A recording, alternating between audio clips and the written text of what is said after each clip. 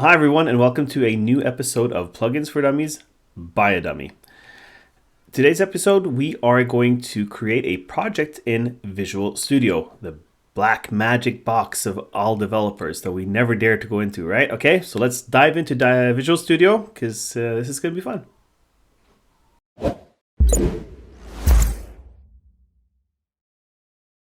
Okay, so I just opened up Visual Studio, and now we are going to create a new project. And up here for the type of project, we are going to search for class library and make sure to choose this one, class library.net framework. That's the one we need. Okay? None of the other ones here. Class library .net framework. Make sure it's got the C# here, okay? It's not the one Visual Basic below here, it's a C#. And let's go next. So I'm going to call this the simple plugin, and I advise you to do the same thing because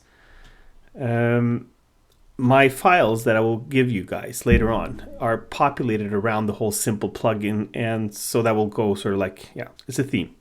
Just call it simple plugin, but you can call this whatever you want. It does not matter. Create.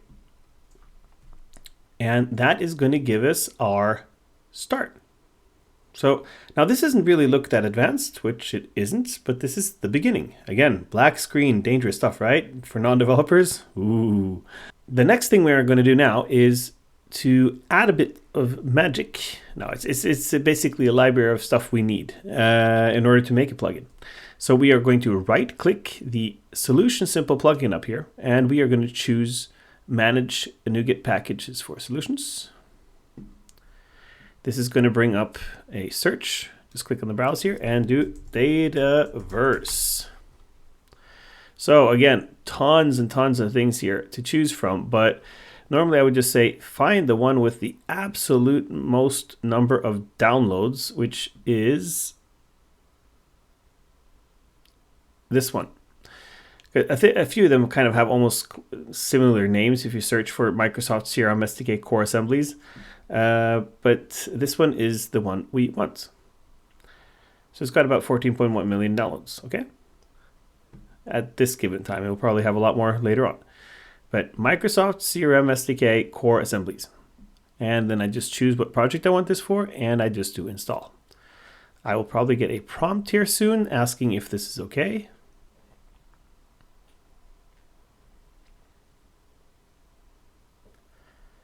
Anytime.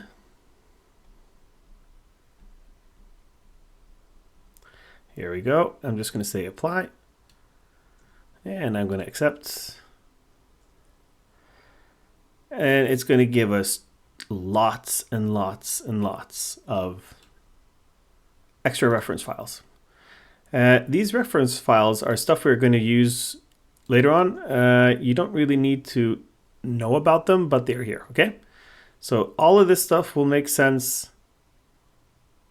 in the future. And ladies and gentlemen, that is kind of it. So this is the beginning of our project. That's all we're going to do. We're going to click Save Now and Close. Next video, we're going to talk about what to put in here and where coding starts, and where I'm going to say, you know what, start with the simple stuff and let's see where we end up, okay?